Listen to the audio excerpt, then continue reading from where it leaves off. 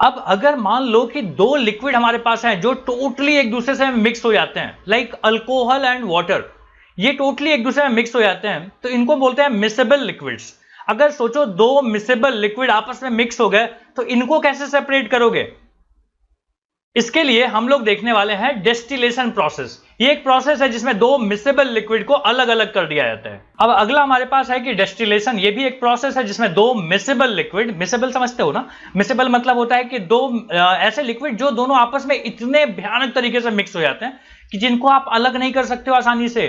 For example alcohol and water, ठीक है, तो इनको क्या बोला जाता है? Miscible liquids. तो इनको कैसे अलग करेंगे, इस प्रोसेस का नाम है डिस्टिलेशन। अब यहां पे मान लो क्या किया कि हमने एक लिक्विड ले लिया, इसके अंदर है मान लो अल्कोहल, अल्कोहल और साथ में क्या ले लिया? वाटर। तो ये तो टोटली मिक्स हो गए। तो अब इसको क्या करेंगे ना कि इसको, अब चूंकि हमको पता है कि अल्कोहल का बॉइलिंग पॉइंट थोड़ा कम होता है, वाटर का बॉइलिंग पॉइंट कितना होता है? 100 डिग्री सेल्सियस, और अल्कोहल का कितना होता है? तो मान लो 60 डिग्री सेल्सियस होता होगा। अगर मैं इसको गर्म करूं तो सबसे पहले कौन उड़ेगा बताओ? सबसे पहले अल्कोहल उड़ेगा। फिर मैं इसको क्या कर लूंगा? मैं इसको इधर कलेक्ट कर लूंगा, कलेक्ट करके अगर ठंडा करूंगा तो यहां पे मेरे पास क्या बचेगा? मेरे पास बचेगा अल्कोहल, और पानी यही रह जाएगा, क्योंकि 100 डिग्री तक तो मैं गया ही नहीं था। 100 डिग्री जाता तब ना पानी उड़ता वहां से। तो अल्कोहल इस तरीके से क्या हो जाएगा? अलग हो जाएगा। और इसी अलग किया करने वाला जो मेथड है ना, इसको बोलते हैं डिस्टिलेशन। अब देखो कुछ बातें हम लोग को लिखनी होगी, क्योंकि एग्जाम में भी आपको लिख के बताना होगा, तो थोड़ा ध्यान से पढ़ते हैं कि बुक के में कुछ लाइंस दिए हुए हैं। क्या बोला हुआ है कि अ होमोजीनियस मिक्सचर, पहले तो ये समझ जाओ कि ये होमोजीनियस मिक्सचर था, of two miscible liquids can be separated by heating the mixture, देख रहे हो, हीटिंग द मिक्सचर जो कि हमने गर्म किया था, until the liquid with the lower boiling point vaporise. Lower boiling point वाला जो लिक्विड है वो वेपराइज हो जाए, यहीं तक गर्म करना है। फिर क्या बोलता है कि the vapour is then cooled turn back to the liquid. जब वेपर को वापस ठंडा करोगे ना तो ये क्या आ जाएगा? लिक्विड में कन्वर्ट हो जाएगा। This process is known as distillation. यही बात को मैंने यहां पे डायग्राम वाइज करके समझाया। इसी प्रोसेस को क्या बोलते हैं? डिस्टिलेशन। ध्यान रखने वाली बात क्या है ना कि दोनों लिक्विड में के बॉइलिंग पॉइंट में ना कम से कम डिफरेंस कितने का होना चाहिए? 25 डिग्री सेल्सियस का होना चाहिए। तो क्या मैंने जो एग्जांपल लिया वो सफिशिएंट था? हाँ, क्योंकि मैंने जो एग्जांपल लिया था उसमें तो 40 डिग्री का डिफरेंस था। तो उन्होंने क्या बोला था कि कम से कम डिफरेंस कितने का होना चाहिए? 25 डिग्री सेल्सियस का। तभी आप ये डिस्टिलेशन प्रोसेस वहां पे यूज कर पाओगे। अब मैं आपको इसका लैब सेटअप दिखाता हूं कि कैसे यहां पे किया हुआ है। अब देखो यहां पे हमने क्या किया, इस लैब सेटअप में ना, यहां पे आप क्या ले लिए थे? यहां पे आपने ले लिया है एसीटोन और साथ में वाटर ले लिया, ठीक है। अब एसीटोन का बॉइलिंग पॉइंट अलग होता है, मतलब कम होता है, वाटर का बॉइलिंग पॉइंट अलग होता है। तो देखो यहां पे क्या किया, बर्नर से आपने गर्म कर दिया। गर्म करने के बाद ना, आप गर्म करते समय ध्यान भी रखना है कि भाई हम उतना ही गर्म करेंगे जिसमें खाली एसीटोन उड़े, पानी ना उड़ के चला जाए, इवोपोरेट ना हो जाए वहां पे। जब एसीटोन यहां से उड़ के इधर गया ना, तो इसको एक पाइप से ले जाके यहाँ पे कूल कर किया। यहाँ पे देख रहे हो ये जो वाटर इनलेट है ये सबसे कूल किया गया है, और कूल करके वापस एक बीकर में ले आया गया। तो यहाँ पे क्या मिल गया अपने को? एसीटोन मिल गया, और पानी कहाँ बचा रह जाएगा? यहाँ पे बचा रह जाएगा। तो यही प्रोसेस यूज किया जाता है दो मिसेबल लिक्विड को अलग करने का। लेकिन ध्यान रखने वाली बात क्या है, वापस रिपीट कर रहा हूं मैं, कि 25 डिग्री का कम से कम डिफरेंस तो होना चाहिए। अब यहाँ पे यही चीज मैंने लिख रखा है कि the mixture of acetone and water can be separated by distillation because their boiling point differ sufficiently by 56, मतलब एसीटोन का 56 होता है और वाटर का कितना होता है? 100 डिग्री सेल्सियस होता है। तो दोनों में डिफरेंस कितने का हो गया? डिफरेंस हो गया 44 डिग्री का, और हमको तो मिनिमम 25 चाहिए था। तो ये क्या हो जाएगा? ये अलग हो सकते हैं, ठीक है।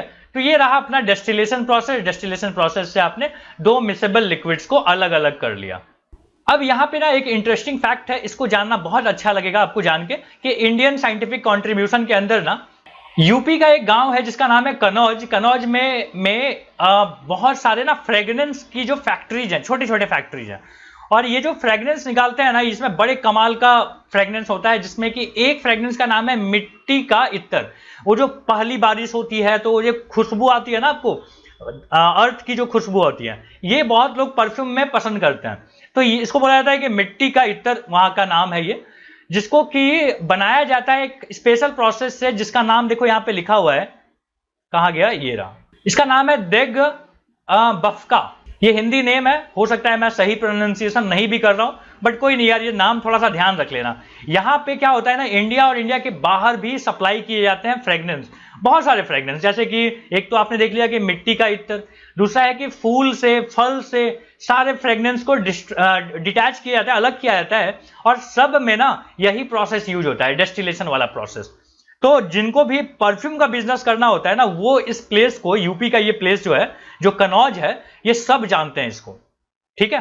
तो ये इंडियन साइंटिफिक कंट्रीब्यूशन था। अब है रेडी टू गो बियॉन्ड, थोड़ा सा दूर जाके सोचो भाई, दूर जाके मतलब चल के मत चल जाना, थोड़ा सा थिंकिंग वाइज आगे जाओ। तो देखो यहाँ पे क्या बोला हुआ है ना, कि जो पेट्रोलियम, आपने सुना है ना कि क्रूड ऑयल की कीमत बढ़ गई। क्रूड ऑयल क्या होता है, जो अर्थ से निकाला जाता है, इसको बोलते हैं क्रूड ऑयल। तो क्रूड ऑयल को डायरेक्टली थोड़ी आप गाड़ी में डाल देते हैं, उसको प्रोसेस करना पड़ता है, उससे कई चीजें निकलती हैं, जैसे पेट्रोलियम गैस निकलता है, पेट्रोल निकलता है, केरोसिन निकलते हैं, डीजल निकलता है, ल्यूब्रिकेटिंग ऑयल मिलता है, ऐसी कई चीजें मिलती है। बट ये मिलता कैसे है? तो आप क्या करते हो ना, आप एक टावर जैसा यहाँ पे बना होता है, और हर जगह ऐसे कलेक्ट करने के लिए ना कुछ कुछ चीजें बनी हुई होती हैं।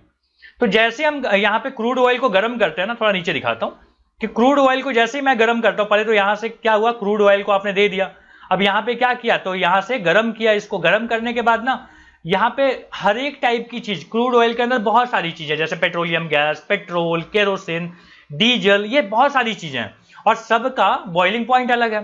तो जैसे मैंने गर्म किया, तो जो सबसे पहले उड़ सकता था ना, वो उड़ के अलग जगह मैंने कलेक्ट कर लिया, इसको हमने बोल दिया पेट्रोलियम गैस, जो एलपीजी होता है।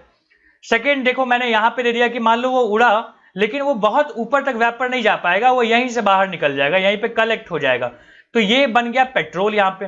तो इस तरीके से सबके बॉइलिंग पॉइंट अलग होते हैं। अब चूंकि सबका बॉइलिंग पॉइंट अलग होता है ना, तो हम इसको अलग अलग तरीके से कलेक्ट करके बाहर निकाल सकते हैं। तो और इससे हमको बहुत सारे प्रोडक्ट मिलते हैं। ये जो फ्रैक्शनल टावर दिख रहा है, ये जो बना हुआ है ना इस तरीके से, इसको बोलते हैं फ्रैक्शनल टावर।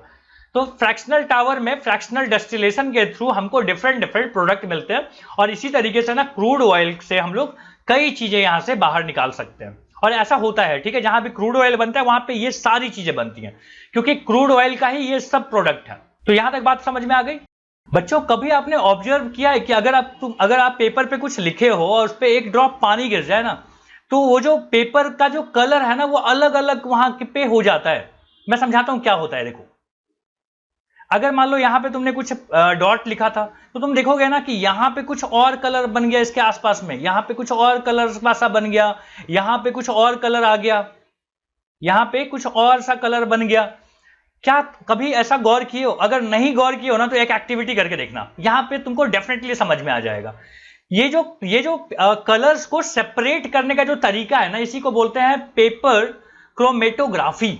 और ये जानते हो, क्रोमेटोग्राफी जो वर्ड है ना, ये ग्रीक वर्ड है। क्रोमा मीन्स होता है कलर, और ग्राफी मीन्स होता है लिखना। तो कलर से लिखना को ही क्रोमेटोग्राफी बोलते हैं। बट ये एक मेथड है पेपर क्रोमेटोग्राफी, जिससे कि आप कलर्स को सेपरेट कर सकते हो। तो यहाँ पे एक्टिविटी क्या करनी है ना, कि आप एक व्हाइट पेपर लेना, व्हाइट पेपर पे एक ब्लैक कलर का डॉट लगा दो। यहाँ पे दिख रहा है ये ब्लैक कलर का डॉट, ये अब इसको तुम पानी में हल्का सा डिप करो। पानी में जब तुम डिप करोगे ना, डिप करके बाहर निकाल लेना, ठीक है, और उतना ही डिप करना जहां तक वो इंक आए, यहीं तक पानी होना चाहिए। समझ रहे हो ना क्या बोल रहा हूं मैं? मान लो ये तुमने बिकर लिया, यहां पे तुमने एक पेपर ले लिया, पेपर का स्ट्रिप, और यहां पे तुमने एक डॉट लगा दिया, और पानी यहीं तक लेना, ठीक है, यहां तक लोगे ना, या यहीं तक डिप करोगे, तो देखोगे इसके अगल बगल में ना यहाँ पे कलर बनने लग जाएंगे, थोड़े अलग अलग कलर आ जाएंगे। इसका मतलब क्या हुआ कि जो ब्लैक कलर था ना, उसके अंदर बहुत और भी कलर मिक्स थे, तब वो ब्लैक बना है, और वो कलर अलग अलग हो रहे हैं। अब जानते हो ये कलर अलग अलग क्यों हो रहे हैं? क्योंकि हर कलर का ना एक अपना स्पीड है, मतलब जो हर कलर एक सॉल्वेंट है, राइट।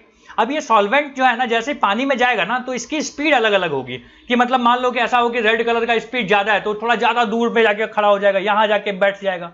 मान लो ग्रीन कलर का स्पीड कम है, तो ये यहीं पे रह जाएगा। तो इस तरीके से तुम देखोगे ना कि कलर वहां पे सेपरेट हो गया है, और इसी मेथड को हम क्या बोलते हैं? पेपर क्रोमेटोग्राफी बोलते हैं। बात समझ में आ गई? तो ये एक्टिविटी का यहाँ पे डायग्राम बना दिया मैंने, और ऑब्जर्वेशन में क्या लिखा हूं कि इंक जो है वो सेपरेट हो जाता है। क्या यहां तक बात समझ में आ गई? ठीक है। अब देखो, हमारे पास पॉज एंड पॉन्डर में कुछ क्वेश्चंस किए हुए हैं, तो ये क्वेश्चंस हम लोग भी सॉल्व करते हैं। क्या बोला हुआ है ना कि state whether the following statement are true और false, also correct the false statement. बताना है कि ये ट्रू है कि फॉल्स है, और अगर फॉल्स है तो इसको करेक्ट करो। बोलता है कि salt can be separated from salt solution bye evaporation और डिस्टिलेशन। देखो इवेपोरेशन और डेस्टिलेशन दोनों तरीके से हम लोग क्या कर सकते हैं, सॉल्ट को अलग कर सकते हैं, तो ये बात तो ट्रू है। ठीक है, तो मैं यहां पे ट्रू लिख देता हूं। सेकंड में क्या बोला हुआ है कि distillation can be use for separating of distillation can be used for separation of two liquid even when these have the same boiling point। Distillation के लिए ना अलग अलग बॉइलिंग पॉइंट का होना जरूरी है, तो यहां पे फॉल्स लिख देते हैं। तो हम क्या बोलेंगे कि ये गलत है। ठीक है, फॉल्स है तो इसको सही कैसे करोगे, तो हम बोलेंगे कि हैव सेम नहीं होना चाहिए, सेम ना लिख के हम बोलेंगे डिफरेंट बॉइलिंग पॉइंट होना चाहिए, और एटलीस्ट डिफरेंस कितने का होना चाहिए, 25 डिग्री सेल्सियस का डिफरेंस होना चाहिए था। ओके, नेक्स्ट क्वेश्चन में क्या बोलता है कि इन paper chromatography the solvent level should be above the sample spot. याद है हमने क्या बोला था, हमने बोला था कि देखो ये जो है ना, यहाँ पे बीकर लिया, यहाँ पे हमने पेपर स्ट्रिप लिया और यहीं तक पानी भरने के लिए बोला था, इसके ऊपर नहीं। बट ये तो बोल रहे हैं कि ऊपर भरना है हम लोग को पानी। लेवल यहाँ पे लिखा है ना, the solvent level should be above the sample spot at the beginning of the experiment. तो हम बोलेंगे नो, फॉल्स हो गया ये। यहां पे क्या लिख दोगे, फॉल्स। और सही क्या होना चाहिए था कि हम बोलेंगे कि एट द, है ना, अब नहीं, यहां पे बोलेंगे अप टू द, या फिर ठीक है, okay, up to the sample spot. अगला क्या बोला हुआ है कि evaporation and crystallisation are the same process. अरे इवेपोरेशन क्या होता था, जिसमें हम क्या करते थे, इवेपोरेट कर देते थे, उड़ा देते थे। क्रिस्टलाइजेशन में क्या होता था कि हम उसको कूल डाउन करते थे ठंडा होने के लिए। तो ये बात भैया गलत है, ये क्या है, फॉल्स है। ठीक है, और फॉल्स है तो यहां पे रीजन क्या बताओगे कि इवेपोरेशन में क्या होता था कि वाटर गेट इवेपोरेटेड। खाली वाटर ही नहीं, जो भी सॉल्वेंट है ना वो सब। और क्रिस्टलाइजेशन में क्या होता था, क्रिस्टलाइजेशन में कूल डाउन किया जाता था, कूल डाउन। ठीक है, कूल डाउन करके हम लोग क्या करते थे, क्रिस्टल बना लेते थे। दोनों अलग अलग चीजें हैं। क्या आपको यहां तक बात समझ में आ गई? चलो अब चलते हैं नेक्स्ट टॉपिक पे।